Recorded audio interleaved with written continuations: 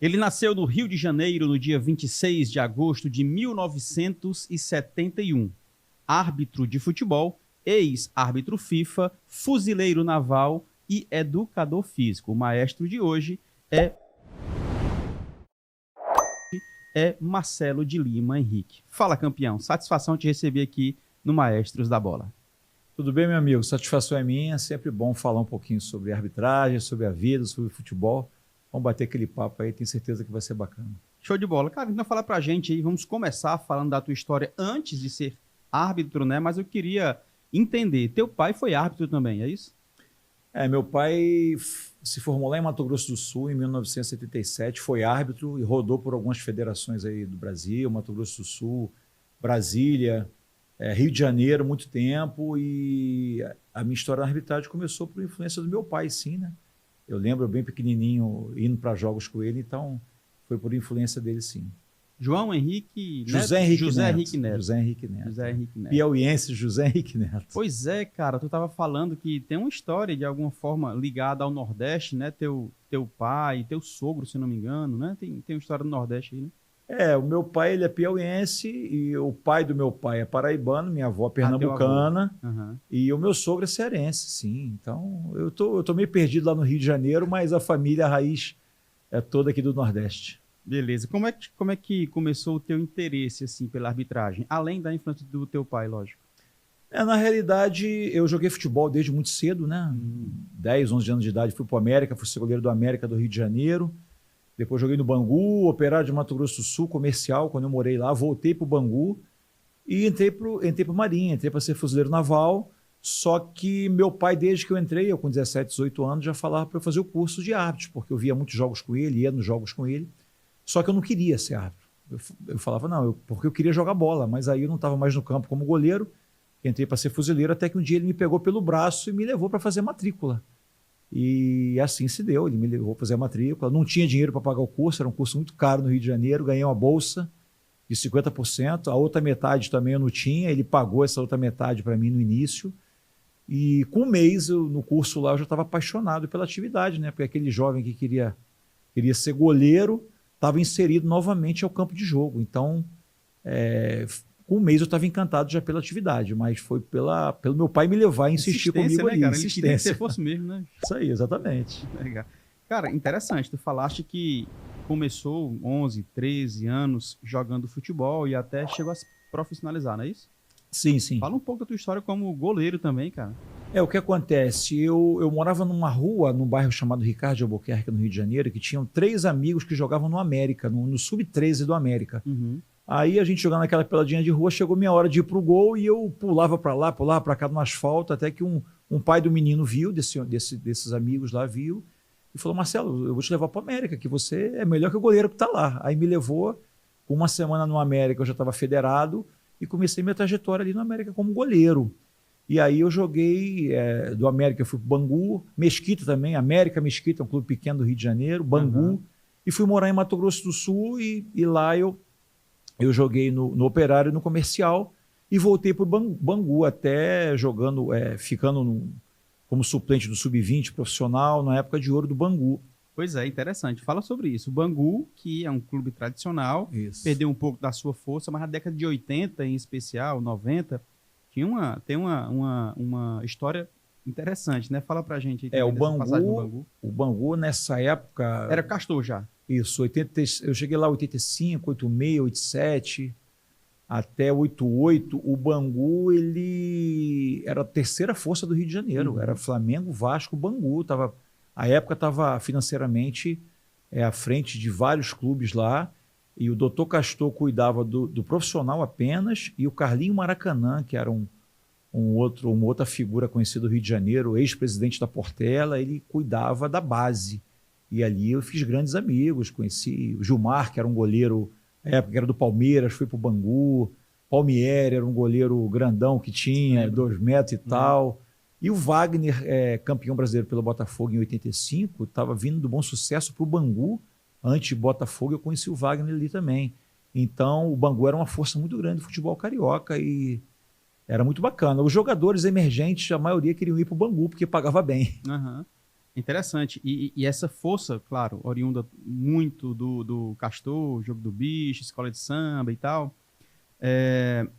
E a gente teve até recentemente uma série, né, do Castor e tal, falando um pouco sobre o Bangu também, né? Eu me vi muito ali naquela série, porque Sério? a gente acompanhava aqueles jogadores do profissional chegando, todo mundo com seus carrões. Era aquilo mesmo, né, bicho? Era aquilo mesmo. O Bangu era uma... Além do time ser muito bom, ali tinha uma energia muito positiva, porque o Bangu era ligado à escola de samba também, né? A mocidade.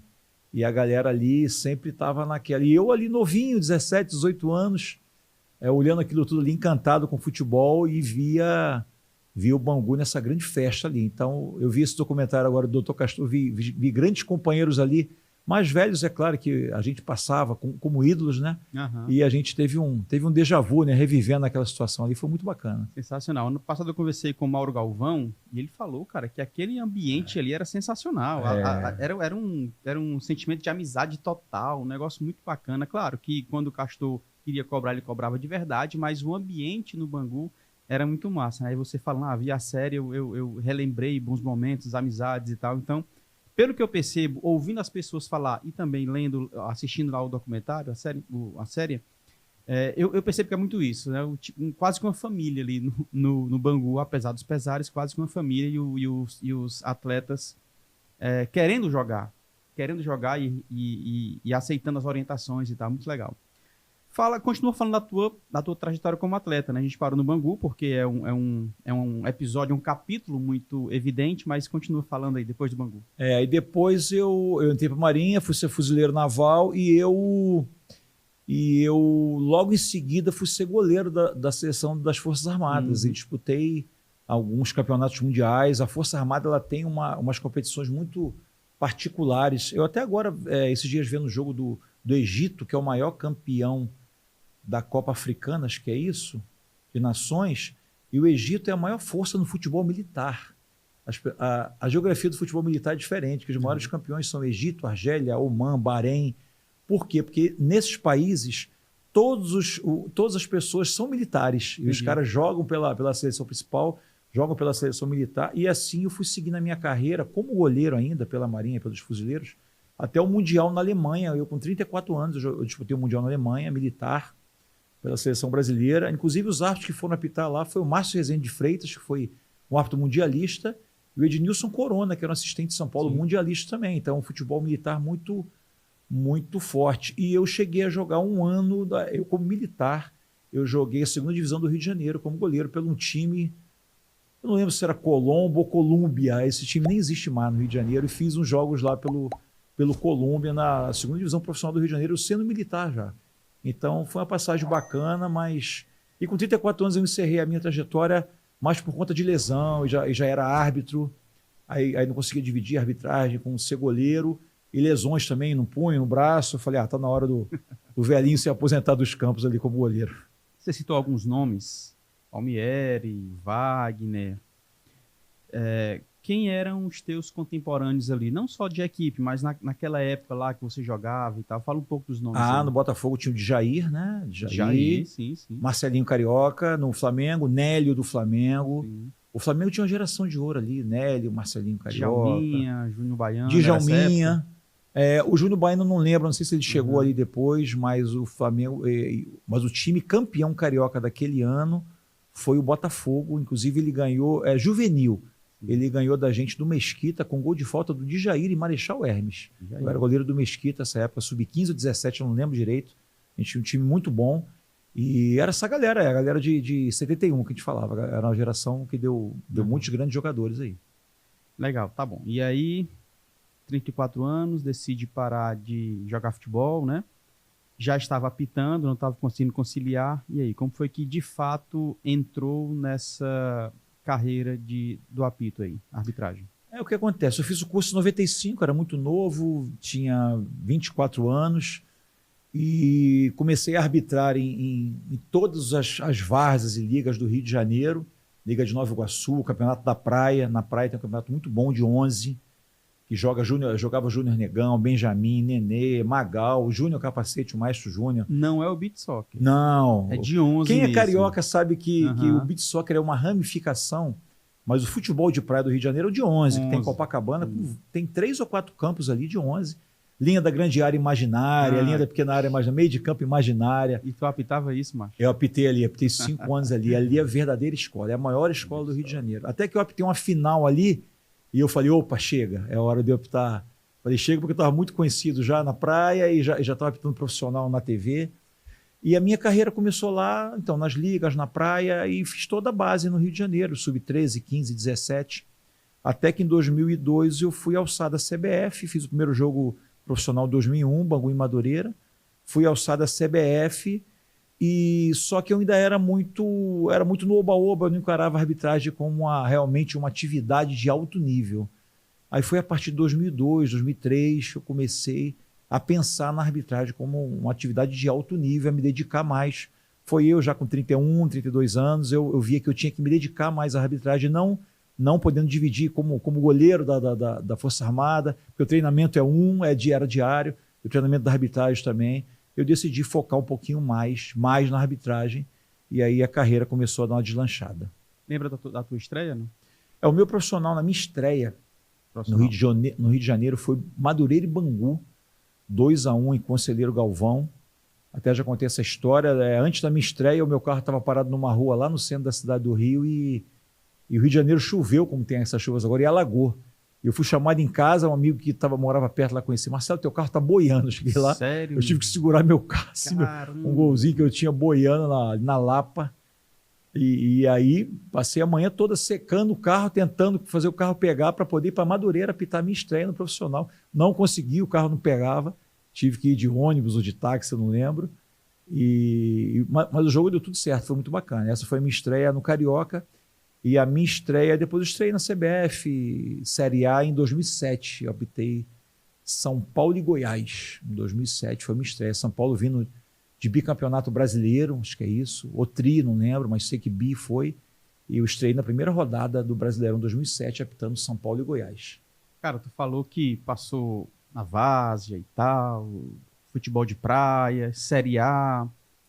Tem muita diferença entre, por exemplo, claro, eu tô falando agora de profissional, apitar uma série C, B e A? Qual seria a diferença? Tem muita diferença. Principal aí. A diferença principal é física. O jogo da série B e série C são muito mais físicos, é jogo de mais contato. A diferença é do terreno de jogo, é do ambiente. Às vezes você vai fazer um jogo de série C, série D, 3 horas da tarde, aquela grama antiga, o campo cheio de buraco, e a série D é assim mesmo, porque, né, se fosse alto nível, eu estava na série A. Perfeito. Então a diferença é física, a diferença é técnica, porque obviamente que na série D nós achamos sim jogadores de qualidade, campos bons, mas também tem jogadores iniciantes, tem jogadores veteranos que não têm a condição física tão grande. Então tem diferença sim. Você apitar a série A, você está no céu, né? Está em arenas, você está a nível técnico alto, às vezes um jogo até mais veloz, mas um jogo mais tático, em que você consegue se posicionar e poder atuar de maneira mais qualificada. E na série C, série D, você apita muito pelo convencimento ainda, não só pela técnica, mas tem que se impor, às vezes em algumas situações, que você está em alguns ambientes, às vezes, muito hostil, desde a chegada até a saída. Então, é mais complicado, é mais difícil, sim. Você falou se impor. Cara, como é que funciona? Porque a gente vê muita pressão em cima do árbitro, né? O cara é praticamente sozinho ali, os assistentes ficam um pouco mais distantes, tem o quarto árbitro tentando controlar a comissão técnica, o pessoal do banco, mas dentro de campo e na beirada do campo, a pressão é muito alta, né? Às vezes você fica cercado por vários atletas e tal. Como é que faz para se impor, cara? Porque não deve ser fácil, né? Muitos árbitros se intimidam diante de um nome grande, de alguém bem famoso, um atleta e tal, de alguém que tem uma fama de mais violento, alguém que quer falar mais alto, enfim. Como é que você faz para não se intimidar diante dessas circunstâncias? O futebol ele é um jogo mental, né? Vamos dizer assim. A gente, desde que chega no campo de jogo, o árbitro já é testado a sua autoridade desde que ele chega no campo de jogo. É uma equipe querendo jogar com uniforme igual a outra, é o jogador querendo usar meia branca e quer botar uma meia preta por baixo, é o goleiro querendo jogar de brinco, ainda mais em série D, na base, você é confrontado o tempo todo. É o gandula querendo retardar o jogo. Então, você está em vários ambientes, é um jogo mental, E eu digo que a várzea e as minhas arbitragens nas ligas e na praia me deu esse know-how mental para poder estar ali de maneira firme para poder conduzir a partida, obviamente com respeito aos profissionais.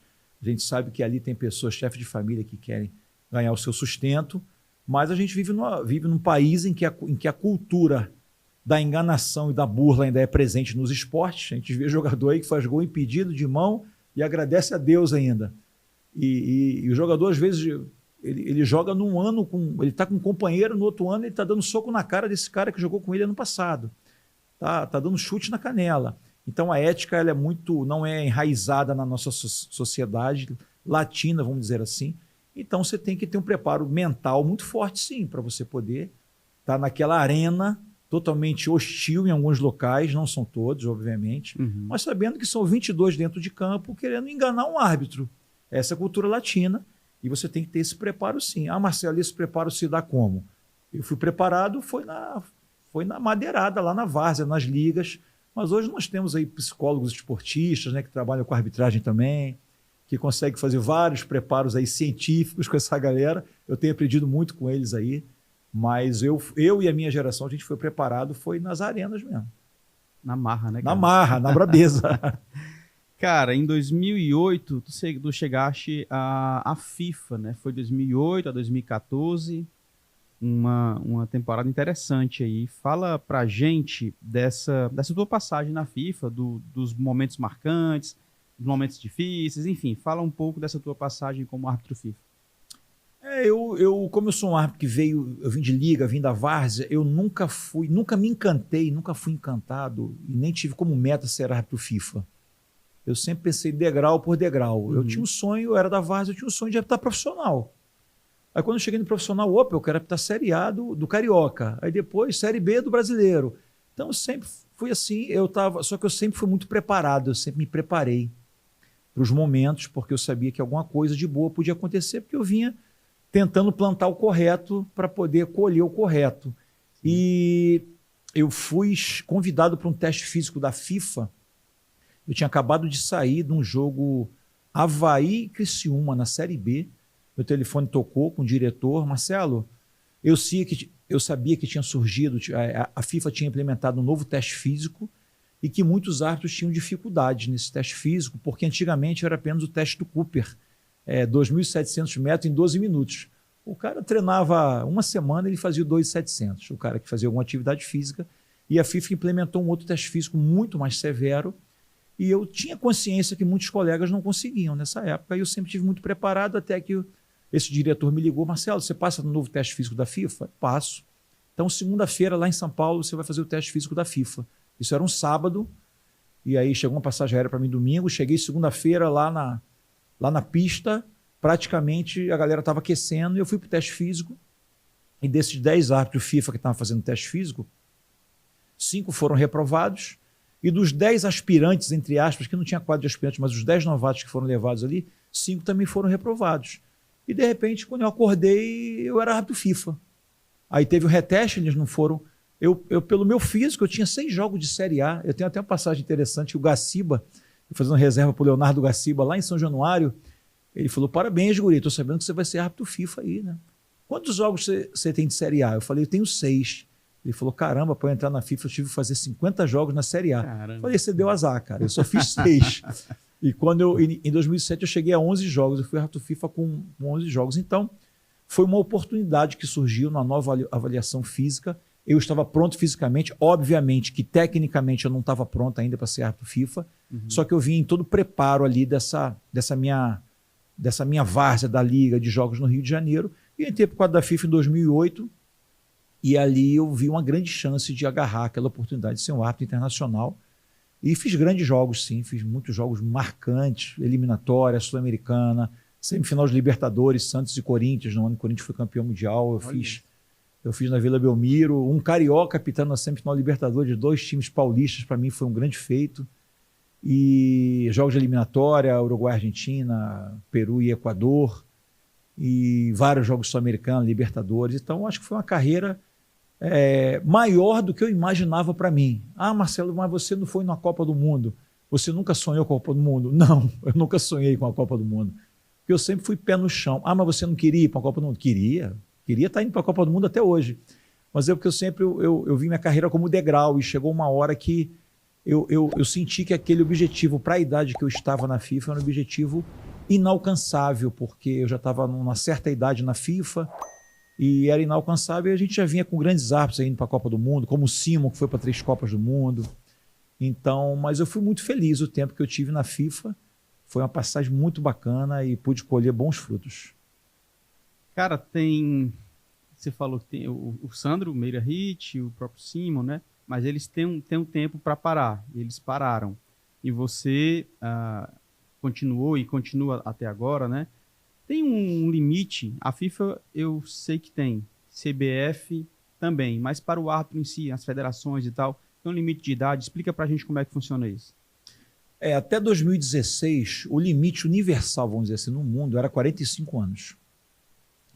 Porém, lá na Premier League, eu via árbitros de 50 anos apitando, 51 anos, até que tinha um árbitro... De qualidade, né, cara? De qualidade. Premier League, o campeonato... Esse ano até elegeram o italiano como o melhor campeonato do mundo. E o segundo ficou a Premier League. Uhum. E o Brasileirão é o quarto, hein? A galera aí que não valoriza muito o que é nosso. O Brasileirão está à frente do espanhol, do francês e do português. Se eu não me engano, é isso. Ou o espanhol é o terceiro, o Brasileirão é o quarto. Mas estão à frente do português e do campeonato francês. Uhum. Só para a galera estar ligada aí, quem gosta muito de menosprezar o Brasileirão. E eu vi aqueles árbitros ali mais velhos apitando, no campeonato mais rico à época, e eu ficava indignado, uma indignação boa, assim, salutar. Mas como é que pode aqui no Brasil, no mundo, a idade é limitada a 45 anos? E em 2016 eu fiquei lesionado, eu rompi o meu tendão de Aquiles, e 2016 seria o meu último ano com 45 anos. E aí, eu tratando a minha lesão, eu fiz um documentozinho informal e fomentei à época os diretores lá da CBF, né, da arbitragem. Por que esse limite de idade com 45 anos?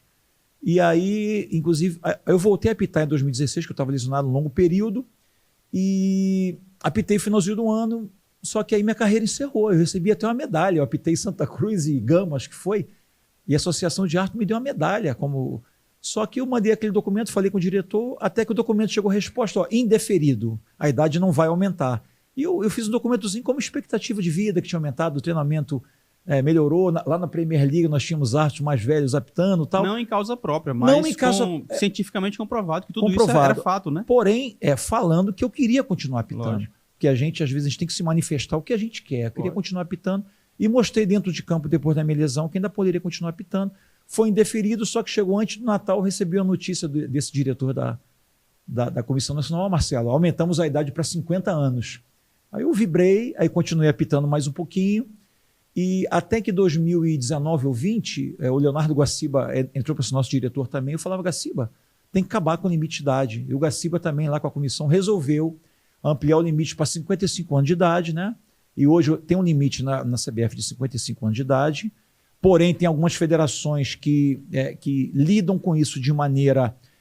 não é todo mundo que vai apitar até 55 anos de idade, porque nós somos prestadores de serviço. Tem árbitros aí que encerram a carreira com 34, 35, que não conseguem acompanhar o desenvolvimento físico. Tem uma vida desregrada, ou tem lesões no meio do caminho. Então, é uma idade limite, sim, mas não quer dizer que todos vão apitar até 55 anos de idade. Tem alguns que ficam pelo caminho, muitos mais novos que eu já pararam. Você tem que ter uma qualidade. Eu espero que esse limite de idade ele acabe, como em qualquer função. Eu acho que quando a gente começa a limitar muitas pessoas por idade, né, por sexo, por gênero, por localidade, por nacionalidade, isso não é bacana na nossa sociedade atual. Mas o limite de idade hoje no Brasil é 55. Na FIFA hoje também não tem limite de idade. O limite de idade também ele é superado. Algumas federações ainda mantêm o limite de idade, sim, porque entendem que é salutar limitar para que surjam novos árbitros. Aqui no Ceará, o pessoal que está no quadro nacional, eu acho que não tem limite de idade, mas o quadro local ainda tem uma limitação, porque também não adianta você manter um árbitro com 45 anos apitando sub-20, sub-17, é questão do mercado. O mercado ele vai dando quem pode continuar ou não, quem pode prestar serviço ou não. E eu continuo prestando serviço. Esse ano, eu estou prestando serviço aí à FCF, né, agora, a Copa do Nordeste e a CBF, se Deus quiser. Teremos avaliações físicas agora no mês de março, teóricas, e se eu for aprovado, eu continuo mais um ano aí na atividade. Aos 52 anos, prestando serviço na Série A do Brasileiro, então é porque tá entregando bem, né, cara? É porque o nosso serviço ainda está sendo, né, requisitado por quem faz as competições nacionais. São o quê? São 30 anos já de arbitragem, não? Quase isso, né? Se eu não me engano, agora eu vou para a 29ª temporada, porque eu sou de 95. E na CBF desde 2002, então vou para a 21ª temporada na CBF. E inserido na Série A do Brasileiro desde 2007. Né? 7 são 16 anos aí. É muita coisa. É muita coisa. Cara, consegue destacar pelo menos alguns aí, não precisa ser um não, mas alguns momentos marcantes na tua carreira? Eu sei que tem tantos, tem vários, tem desde a várzea, mas enfim, destaca aí, sei lá, top 3 de marcas importantes, de momentos marcantes na tua carreira. Primeira final do Carioca que eu fiz, Flamengo e Madureira, foi muito marcante para mim, porque no Rio de Janeiro tinham 2 árbitros FIFAs, Wagner Tardelli e Djalma Beltrame, e eu surgindo ali, um árbitro emergente, deram a final para mim, Flamengo e Madureira. Foi um divisor de águas para mim. E no dia, tem uma história, no dia que eu fui apitar, eu saí com a minha família cedo para deixar minha esposa em Copacabana com meus filhos e ia para o Maracanã depois. E a gente foi assaltado, saindo de casa, sofri um sequestro relâmpago ali, mantiveram a gente 30 minutos no carro, levaram a gente para um lugar... Cativeiro. E aí, depois de meia hora, liberaram a gente e roubaram tudo da gente. Menos a bolsa de arbitragem que a minha esposa pedia. Não, deixa a bolsa do meu marido, é material de trabalho. E ali estava todo o meu material de arbitragem. E isso foi notícia no Rio de Janeiro, porque eu fui na DP, chegando na DP, sempre tem aqueles repórteres que ficam de plantão ali. E isso era tipo 3 horas da tarde, o jogo era 9 horas da noite. Aí eu fui fazer a queixa, prestei. Quando eu cheguei no Maracanã, não queriam deixar eu apitar. Não, porque você foi assaltado, sofreu. Eu falei, não, eu vou apitar. É o jogo, mas não, eu estou aqui, estou inteiro, minha família está inteira, eu vou apitar. E a federação, assim, receosa, né, de eu estar com algum trauma, eu falei, não, eu vou apitar. E foi muito interessante, o Galvão Bueno narrava o jogo e ele só falava que eu fui assaltado, que eu era fuzileiro, que eu estava apitando bem. Nem falava do jogo. Se eu errava ou acertava, foi só exaltando. Então, esse foi um jogo que me marcou muito, porque foi um divisor de águas. E um grande amigo falava para mim assim, Marcelo, esse assalto foi a melhor coisa que aconteceu na sua vida. E eu fiquei conhecido nacionalmente ali. E levaram meu carro sem seguro, eu pagando prestação. Então me marcou muito. E depois um jogo que me marcou muito também foi Uruguai-Argentina. Me marcou muito esse jogo da eliminatória, porque é Uruguai com Muslera, Godin, Soares, geração de ouro, né? Cavani, Cavani, Furlan. E a Argentina toda completinha, menos o Messi não jogou. Me marcou demais esse jogo. Foi uma última rodada eliminatória de Copa do Mundo. O Uruguai tendo que ganhar para ir para uma repescagem de Copa do Mundo. Ganhou de 3-2. Mas várias finais de estaduais que eu fiz pelo Brasil também, mais de 25, me marcaram demais. Eu fiz uma final aqui no Clássico Rei, acho que foi 2019, me marcou bastante. Foi estádio vazio. E Clássico Rei era um dos únicos clássicos até 2019 que eu não tinha feito. Me marcou demais esse jogo também. Então foram finais que... Um Santos e Corinthians que eu fiz, semifinal de Libertadores, um Carioca, apitando. Foi muito bacana, me marcou. Mas são muitos e muitos jogos aí. Show. Na tua estreia, teve uma inundação no Rio de Janeiro, o carro foi levado. No jogo, no final do Campeonato Carioca, né, Flamengo, foi assaltado, levaram o carro e tal. Complicado, né, bicho? Nos bons momentos também teve algumas adversidades aí, né? E momentos difíceis, cara, na carreira, assim, nesses 21 anos de CBF, 29 de carreira, momentos difíceis.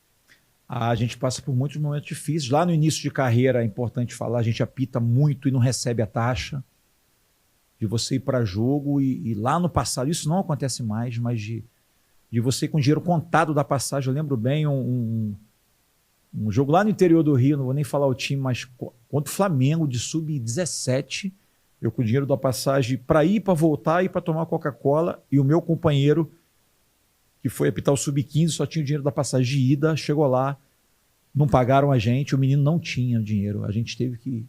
Caramba. E lá no botequim do clube eu falei com o senhor e o diretor está falando, meu amigo, o senhor não pagou a taxa, mas o rapaz aqui não tem dinheiro da passagem de volta. E aí juntaram aquele dinheirinho. Então foram momentos muito difíceis. A gente 5 horas de casa, não tem dinheiro da passagem para voltar. Eu tive um momento que eu tive que sair escoltado de camburão, como a gente fala, né? Num jogo também, lá em Campos, em que o jogo não teve nada, só que esse dono desse time mandava na cidade, o policial falou assim, cara, vamos sair no camburão, porque ele já pagou alguém ali para dar uma garrafada em vocês. Então foi um momento muito difícil também da carreira. Lá no Rio de Janeiro, eu optei 12 finais no Rio de Janeiro, ou 11 finais no Rio de Janeiro, não lembro ao certo. E algumas têm erros, têm acertos, e você sofrer ameaça, você ter os seus dados levados para a internet, e as pessoas te ligando, eu sei onde teu filho estuda, tua mulher trabalha, aí essas ameaças... Loucura, né? É uma loucura. E eu sempre levei isso, tentei levar numa boa, só que você sempre receoso, né?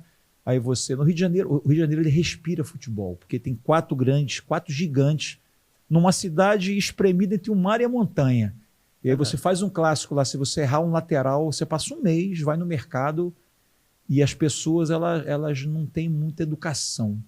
Eu até falei no outro podcast que eu vim aqui em Fortaleza também, que eu me surpreendo positivamente, porque eu sou criado lá no Rio de Janeiro, com a educação do povo cearense, positivamente. Já fiz vários jogos aqui, ando na orla quase todo dia, treino na orla, nunca fui ofendido, nunca fui ameaçado. E obviamente que já errei e acertei aqui. Sim. Já tive problemas e vou ter ainda.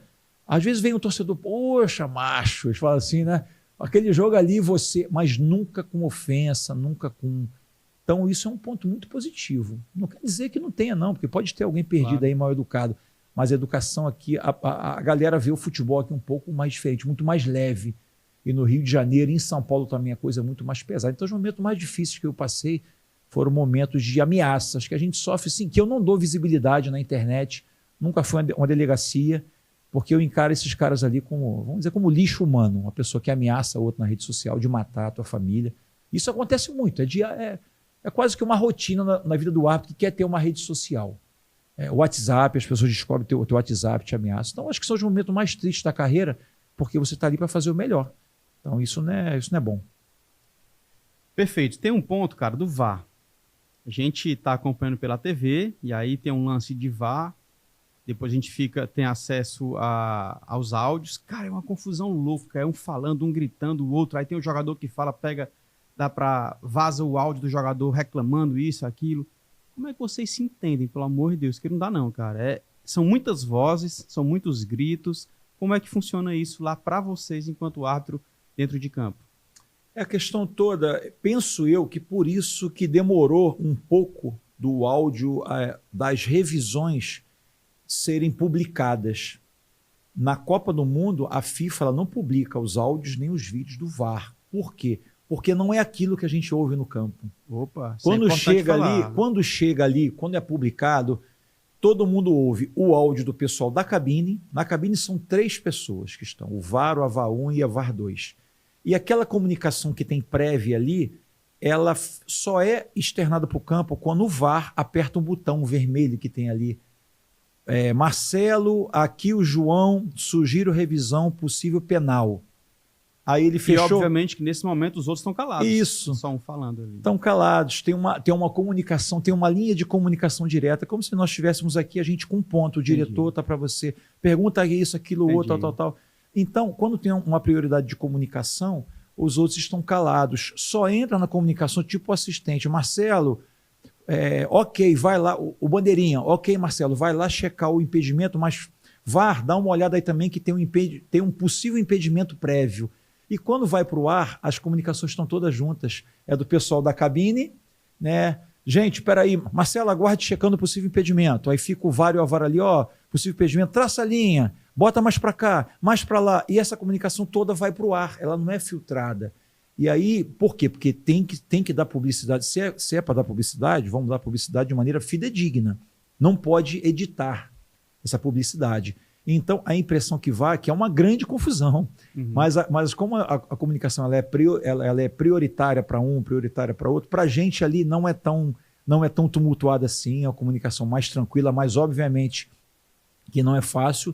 Você tem que correr, tá perto, angulado, decidir, verbalizar para o VAR, marquei um tiro de meta para mim, a bola pegou na barriga. O VAR aguarde checando possível penal. O assistente está aqui, ok, agora checa o possível penal, mas também checa checa um possível impedimento e aí o quarto árbitro vem, e uma possível saída de bola.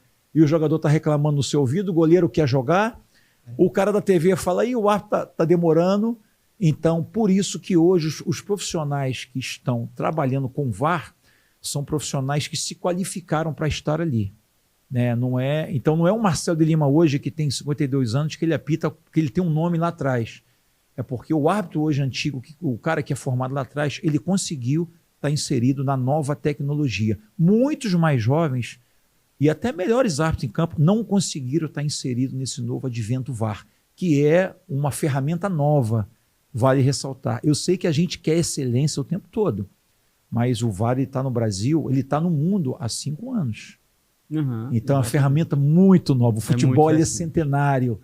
Então, mas eu entendo que o cara joga lá no Piauí, Autos e Asa, ele quer um VAR de qualidade, com operador bom, com cameraman melhor do mundo e com o melhor árbitro lá. Porém, não é assim que funciona. A coisa ainda é muito nova. Então, mas eu entendo que a gente tem que buscar excelência sim, e é confuso para quem está assistindo aquelas revisões ali sim, aquele falatório todo.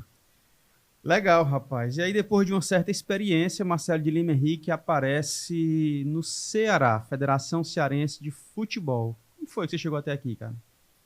O que acontece? Eu já tinha sido contratado em 2014 pela Federação Pernambucana. A Federação Pernambucana ela sempre trabalhou com árbitros FIFAs, contratados para apitar o campeonato dela, para tentar desenvolver a arbitragem local. Eu tinha sido contratado lá. Antes de mim tinha sido contratado lá o Sandro Mirahit. O Sandro saiu para o Paraná e abriu uma brecha. Eu fui contratado lá, fui meramente parte financeira, fui para lá para trabalhar, fui trabalho mesmo. E também visando, já vislumbrando apitar uma Copa do Nordeste. E por desafios mesmo, como seria 14, 15, 16, meus últimos anos, eu falei, eu vou viver essa aventura. Só que eu tive a lesão, aí voltei 17 para o Rio de Janeiro, fiquei no Rio 17, 18, 19 e 20. Em 2020 eu senti que o Rio de Janeiro estava fazendo uma renovação muito grande e eu me senti meio que, não é desprestigiado, mas que o Rio de Janeiro já tinha feito muita coisa no Rio de Janeiro, apitado muitas finais, e tinha um desgaste natural, como aquele casamento que tem muito tempo, tinha um desgaste natural, e eu tinha feito uma final de Copa do Brasil em 2020, que foi jogada em 2021, São Paulo e Grêmio. Fiz essa final em 2021, né, da Copa do Brasil de 2020, e aí eu, junto com a comissão, a gente conversou lá e resolveu que era importante dar uma abertura, abrir esse casamento. A federação queria fazer uma renovação, e eu entendi também, e fiquei 2021 todo sem federação, porque tinha essa brecha na relação nacional dos árbitros que eu ficasse sem federação. Fiquei sem federação, só que no final de 2021 recebi um convite da Federação Cearense, através do presidente Paulo Silvio, do Dr. Mauro Carmélio, toda a comissão, para poder estar atuando aqui em 2022. E assim eu vim, mais para um desafio mesmo, de poder estar aqui. Sempre gostei do Ceará, vim passear com a família aqui. Tinha feito esse Clássico Rei 2019 e foi um convite do Dr. Mauro, a quem eu sou muito grato a ele, a toda a diretoria, Paulo Silva, toda a comissão, e principalmente os árbitros aí que me acolheram muito bem. E eu vim mais pelo desafio mesmo e me sinto muito feliz. Eu acho que foi um grande passo que eu dei, foi um ânimo que eu dei, né? Um up que eu dei na minha trajetória, e sigo muito contente com a galera. Falando em desafios, na tua experiência, né, e agora atuando aqui no Ceará, quais são os desafios que a nossa federação, em especial aqui, né, a nossa federação, tem pela frente? O que precisa melhorar? Quais são os principais desafios? Como é que a comissão tem trabalhado para solucionar ou trazer novidades? Enfim, fala para a gente também como é que você percebe, dada a tua experiência e agora atuando com a gente aqui. É importante quando a gente vem de fora, né, e começa... Eu falo sempre que eu acho que as pessoas daqui do Ceará, que são daqui, não têm a noção ainda da grandeza do futebol cearense. Não tem a noção que a repercussão que os grandes clubes daqui têm no sul e sudeste do país. Eu acho que a gente está num patamar muito alto. A gente, que eu falo que eu sou cearense também, a gente está no patamar muito alto, mas como eu passo a maioria do tempo no Rio de Janeiro, né, eu moro lá, eu vim aqui, fico um mês, volto para lá, e eu acho que a gente está no patamar muito alto, sim. Eu acho que os clubes têm investido muito, muito. O Campeonato Cearense é um campeonato muito disputado. A gente vê os jogos aí, os times do interior são times muito aguerridos, muito físicos. Então eu acho que o futebol cearense tem muito a crescer ainda de uma maneira conjunta. Em tudo, de maneira estrutural, em maneira de visibilidade. Você vê o Campeonato Cearense hoje, eu acho que ele é divulgado, ele é visto em 3 ou 4 mídias aí, 2 TVs transmitindo, YouTube oficial, todos os jogos são transmitidos pela FCF.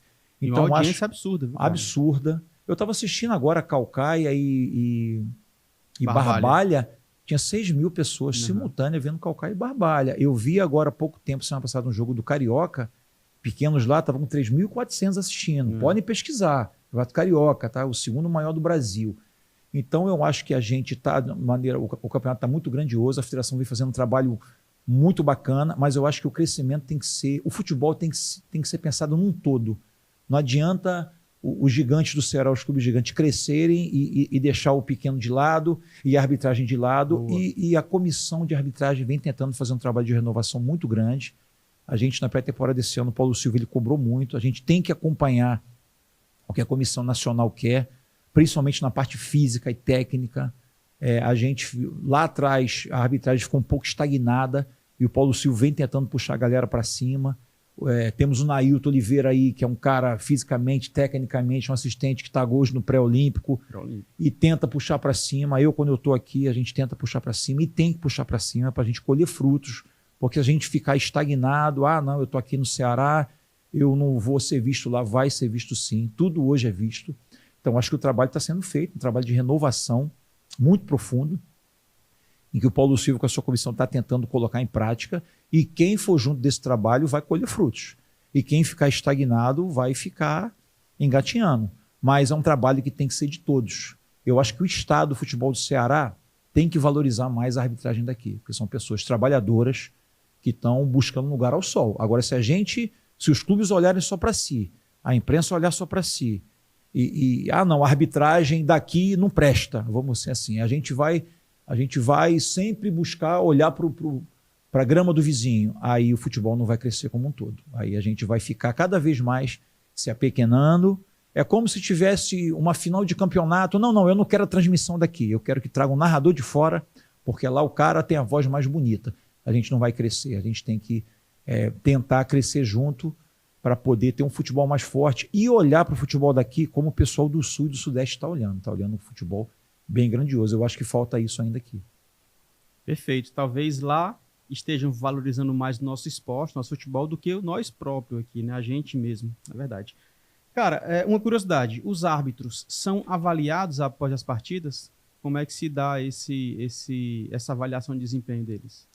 Pra você ter uma ideia, nós tivemos a primeira rodada agora, né, em que cada partida tem um assessor de campo e cada membro da comissão também vê o jogo no vídeo, faz uma avaliação, faz aquele feedback final ali, passa para a gente um relatório, mas hoje nós temos uma reunião, uma devolutiva que a gente chama, uma reunião de retroalimentação. Hoje à noite, 5h30 da tarde, inclusive, né, com toda a comissão, com todos os assessores, todos os árbitros do quadro, com vídeos de recortes dos principais lances da rodada, porque, como o presidente fala, essa rodada já passou.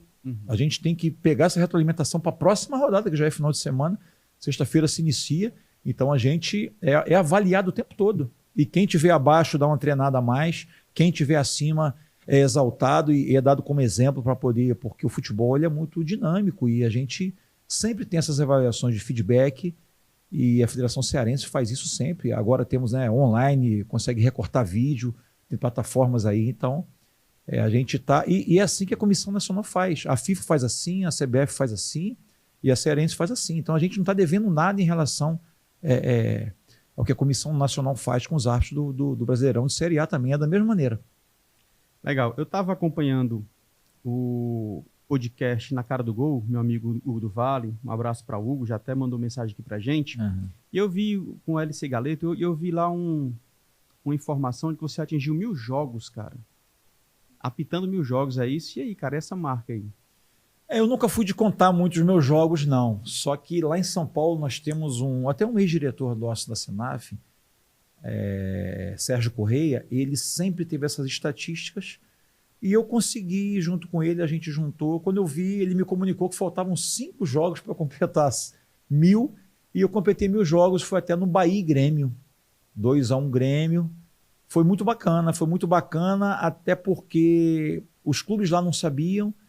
E aí depois do jogo, antes do jogo, veio um treinador, falou comigo, veio o outro, Marcelo, eu não sabia que eram 1.000 jogos, senão tinha mandado fazer uma camisa para você. Você vê como é que a nossa carreira tem uma consideração, tem uma credibilidade, e me parabenizaram lá. Então foi uma marca muito bacana. Hoje eu já estou acho que com 1.020 e a gente continua aí na batalha, mas foram 1.000 jogos, é jogo pra caramba. Eu fiquei muito contente com essa marca. Espetacular, bicho. Cara, eu ouvi também, eu acho que foi nesse podcast com o pessoal lá do Na Cara do Gol, que você tem um projeto para ajudar a treinar novos árbitros. Tem alguma coisa desse sentido, né? Fala pra gente. Como eu venho da várzea, eu venho das ligas, e no Brasil nós temos mais de 10 mil árbitros amadores de ligas. Na CBF nós temos 600 árbitros. Aqui no quadro cearense, árbitros centrais, na Federação Cearense, acho que são 59, mas no Brasil são mais de 10 mil árbitros que trabalham em ligas, trabalham em pré-temporadas aí. E eu agora em dezembro eu iniciei um projeto de fazer tipo uma mini pré-temporada para os árbitros amadores, e fiz uma mini pré-temporada lá no Espírito Santo, fiz 2 em São Paulo, e agora esse início de ano, está faltando data para eu estar em agora, mas eu vou agora em São Paulo. São Paulo é um universo de muitos árbitros. Vou fazer eu falo que é um workshop da arbitragem, que a gente faz uma parte teórica pela manhã, uma parte prática à tarde, levando todo o material que a gente tem em grandes jogos, os materiais atuais, falando sobre mãos, né? Impedimento, sim, entradas e disputas, né? O que é uma entrada para vermelho, para amarelo, o que é uma jogada tática para cartão amarelo, uma jogada que impede um gol que é para cartão vermelho. Então a gente tenta levar com vídeos e com didática que é dado na CBF, que é dado aqui, e à tarde a gente vai para o campo fazer um treino prático. Cara, você não sabe como tem sido bacana. E esse universo tem sido um universo bem bacana. E depois eu ver a galera na rede social me marcando os árbitros amadores, treinando, cara, no campo, botando os cones.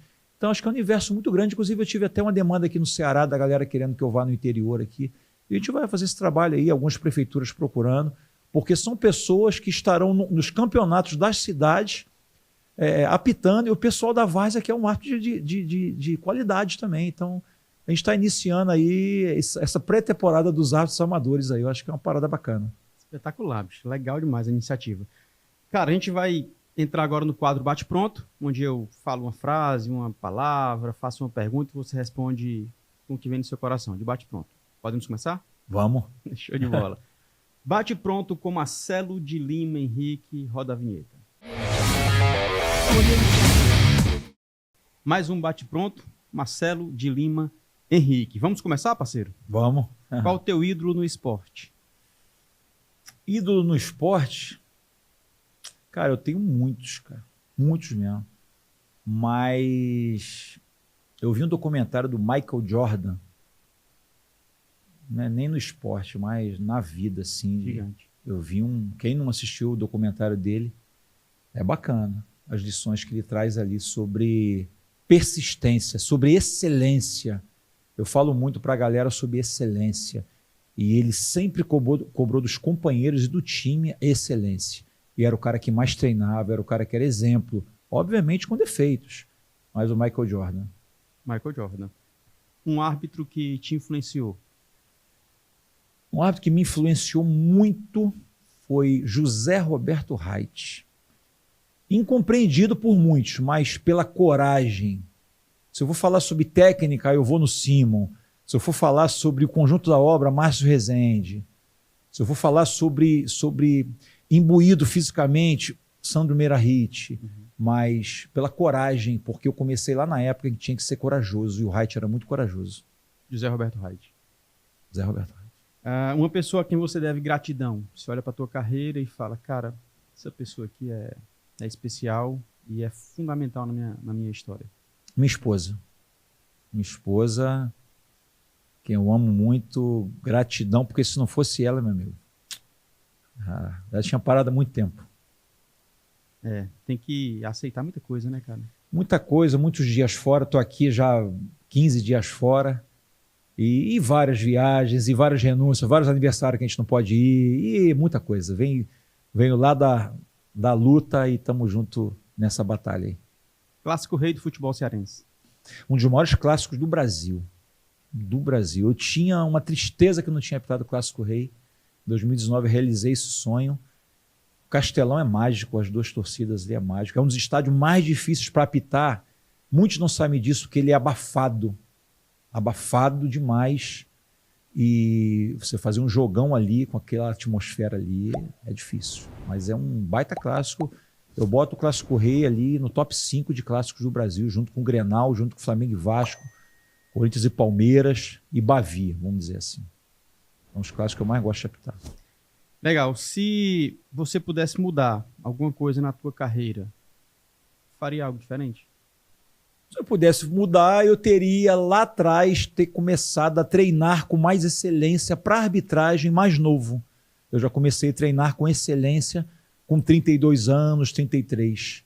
Tem até um grande companheiro meu, o árbitro FIFA, Bruno Arleu de Araújo. Eu falo, Arleu, eu tenho uma tristeza, cara, que você não foi o meu contemporâneo na arbitragem, porque o Bruno Arleu é o cara mais profissional que eu conheço, em treinamento. E eu não fui contemporâneo dele. Eu falei, cara, se eu tivesse sido contemporâneo, eu tinha começado a treinar lá com 24 anos, aí de repente a minha carreira ia ser até... tinha tido mais glórias. Então, é isso.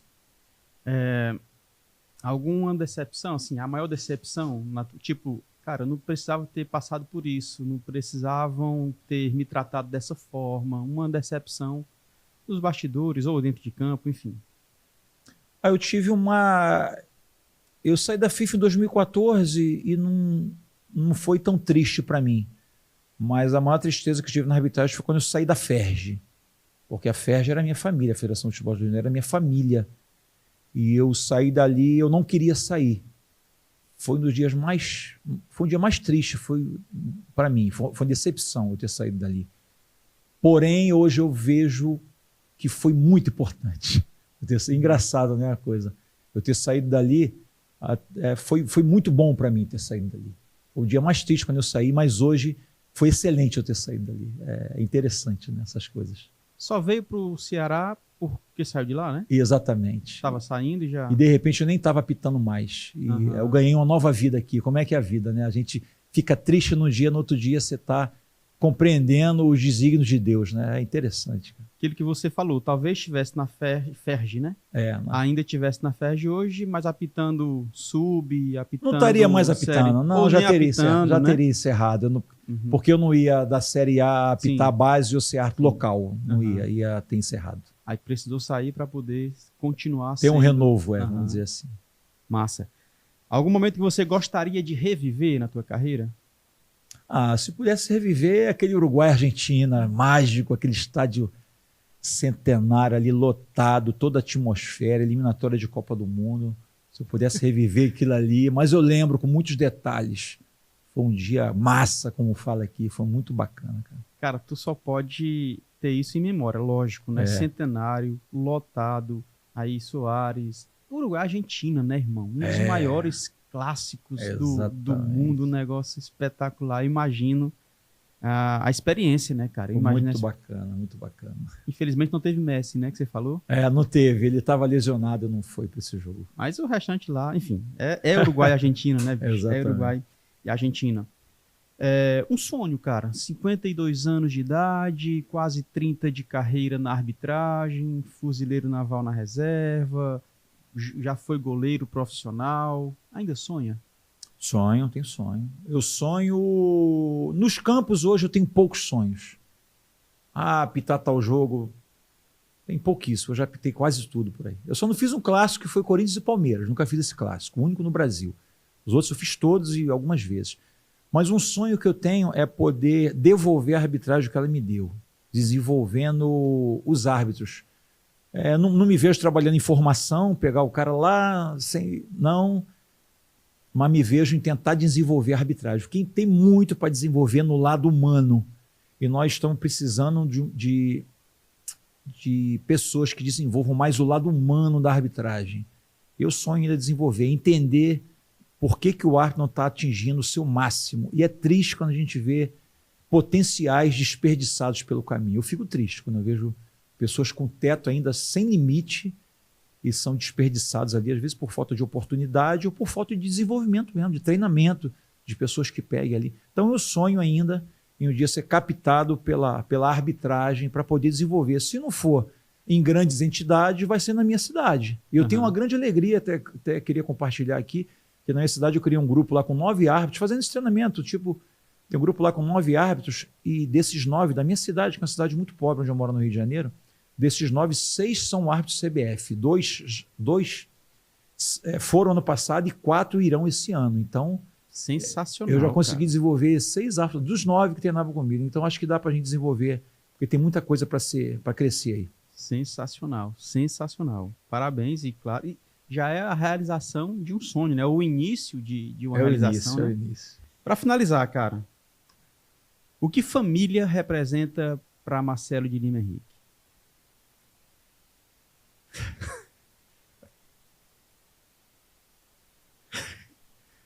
Aí é foda, né, cara? Tudo.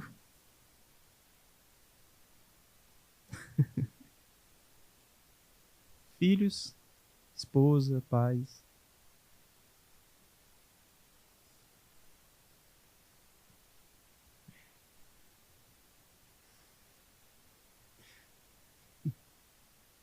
Cara, é difícil porque eu comecei muito cedo, né, cara? E aí é muita batalha, cara. Muita ausência, muita batalha. Muita renúncia. Muita dificuldade. As pessoas só veem o final, mas o meio não vê, né, cara? Então é complicado demais. Todo mundo tem a sua história, mas a família que me sustenta para tudo. A minha vida é para eles. Mas muito mais alegrias do que obstáculos. Mas é tudo. Esposa, filhos, tudo. A distância machuca às vezes um pouquinho, mas é para um bem maior. Isso eu falo sempre, que a arbitragem de excelência é um projeto familiar. Se você não tiver todo mundo imbuído na tua causa, na tua missão, não vai. Porque você deixar, às vezes, de dar uma viagem para tua esposa, mas tu tem que comprar um tênis de R$1.000 e poucos para treinar. Porque hoje a gente sabe, hoje eu aprendi que se você não tiver com o melhor equipamento, você vai se lesionar. E às vezes você tem que pagar uma academia, e muitos sabem do que eu estou falando, e pagar uma academia e deixar de dar lá, porque o árbitro, o árbitro de excelência hoje ele tem que criar condições, o árbitro que quer estar em excelência tem que criar condições profissionais para poder estar em excelência.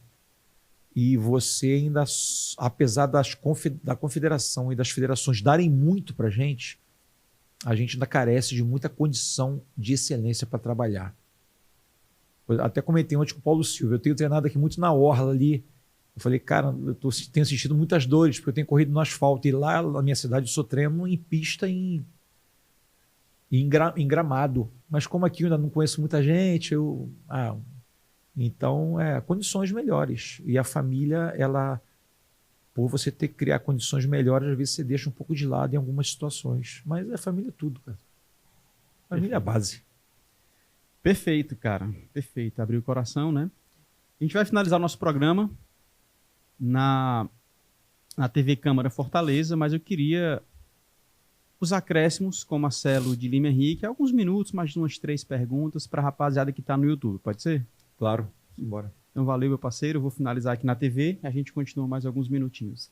Você acompanhou aqui na TV Câmara Fortaleza mais um episódio de Maestros da Bola com o árbitro Marcelo de Lima Henrique. Se você quer continuar com a gente, eu te convido para acessar nosso canal no YouTube, tá? São mais de 100 episódios dos Maestros da Bola, o maior acervo do esporte cearense e dos cearenses no esporte. Marcelo de Lima Henrique não é cearense de nascimento, mas é de coração, mas faz parte do nosso esporte. Então, se você quer saber mais, um pouco mais sobre essa trajetória, vai no YouTube que a gente vai dar sequência aqui no nosso Acréscimos do Maestros da Bola, tá bom? Na TV Câmara Fortaleza, eu me despeço por aqui, fique você e toda a sua família na paz de Cristo e lembre-se, seja memorável sempre. Valeu!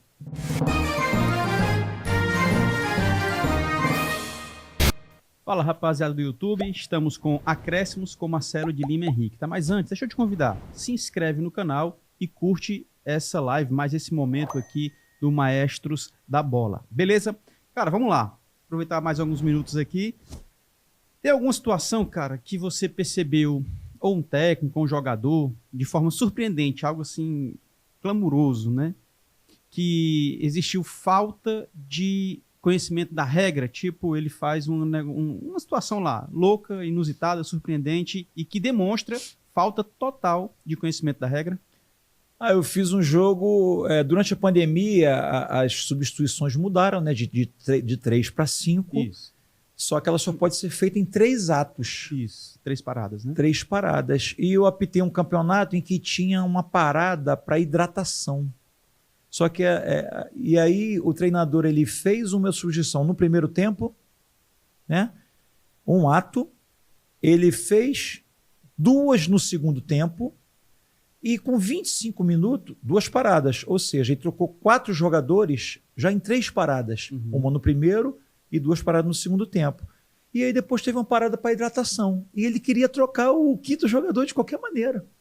E aí acabou o jogo e teimando comigo que ele tinha direito. Eu falei, não, só no intervalo que não conta. E ele foi embora e com totalmente desconhecimento de regra. Eu falei, mestre, eu tô repassando conhecimento para o senhor.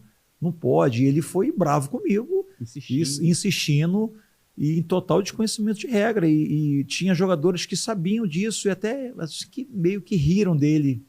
E aí ficou muito chato para ele. E era um técnico bem conhecido lá no Rio de Janeiro. Aí ficou meio estranho. Assim, foi total desconhecimento de regra. Mas como era uma coisa nova, eu vou perdoá-lo em relação a isso. Cara, e a gente vê muito isso, né? Atletas e técnico que não conhece de regra, cara, e às vezes fica batendo boca, fica reclamando. Isso acontece demais, né, bicho? Tem um grande instrutor nosso que ele falava o seguinte: o futebol ele é um dos poucos esportes em que o cara joga ele a vida toda e não sabe da regra. Ele ainda falava assim, e acreditem, tem árbitro que apita a vida toda que não sabe a regra toda. Então a gente se depara com muitos caras assim, mas é o futebol. E todo mundo acha que sabe muito, né? Cara, um momento engraçado aí na arbitragem, alguma situação inusitada assim, que você possa compartilhar com a gente também. Tive algumas inusitadas. Eu tive uma que eu fui apitar um sub-20 a semifinal do Rio de Janeiro, cheguei lá no CT que ia ter o jogo, estava alagado e não tinha data mais para jogar aquela semifinal.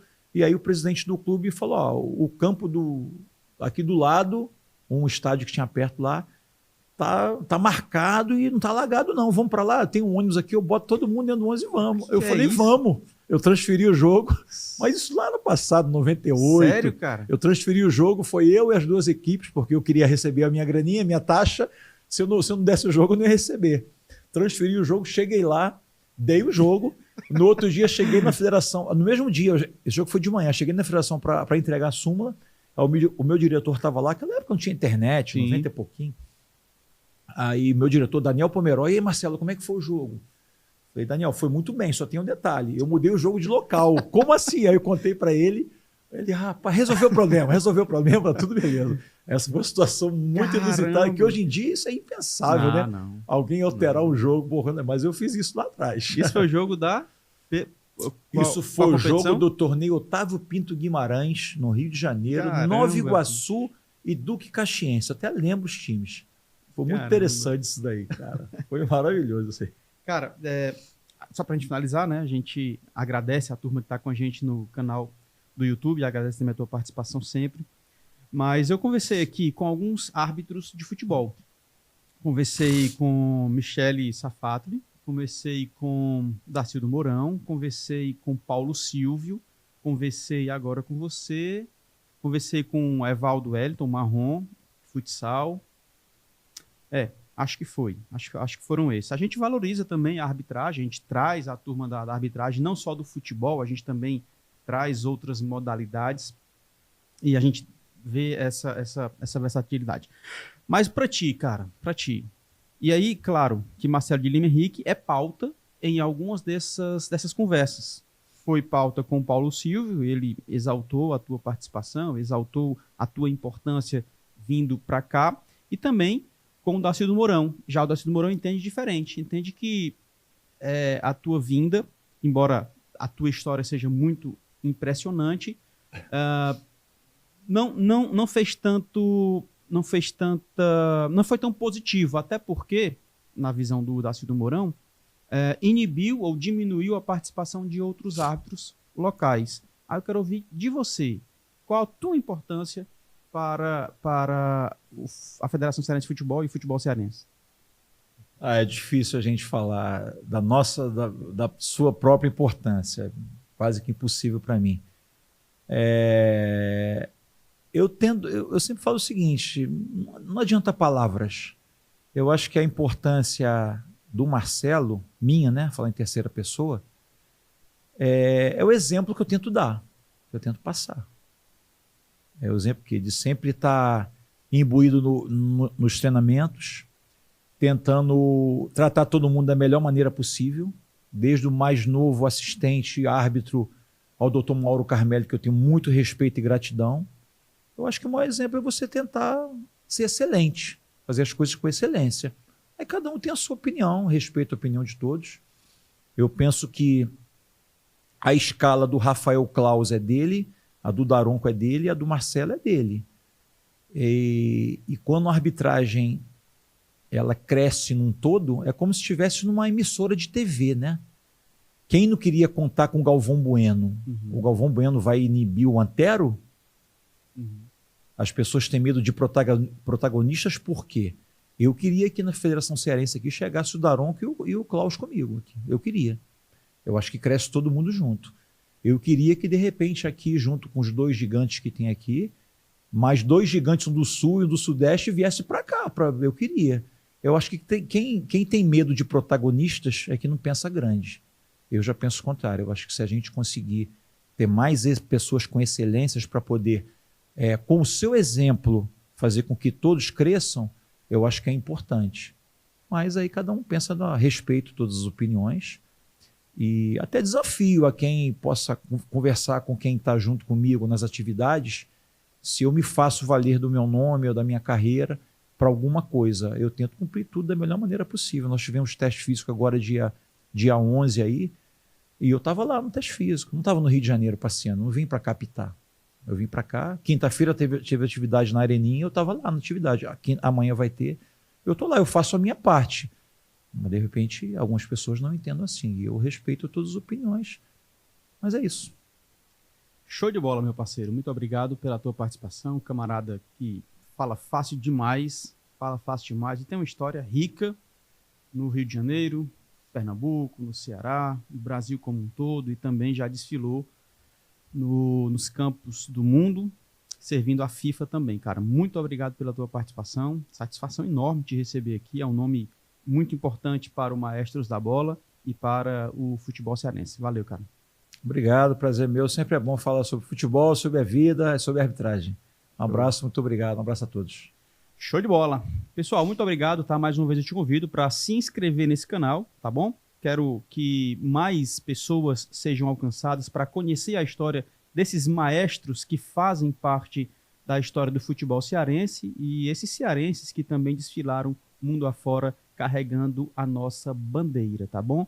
Curte essa live, esse episódio e espalha para as pessoas que Maestros da Bola está bombando também no YouTube, além da TV Câmara Fortaleza. Eu me despeço. Cara, manda um abraço aqui mais uma vez para o Edson Cunha, nosso chefe aí. O Adriano também, que manda pra caramba na câmera aí, o cameraman. E também Isaac Garcia, a turma da TV, o Lúcio, o Gleison Show. Um abraço forte para toda essa rapaziada que nos dá todo o apoio, tá bom? Eu me despeço por aqui. Fique você e toda a sua família na paz de Cristo. E lembre-se, seja memorável sempre. Valeu, tchau. Obrigado por assistir mais esse episódio. Se inscreve no nosso canal e compartilhe com as pessoas para a gente ser alcançados por mais maestros, assim como você.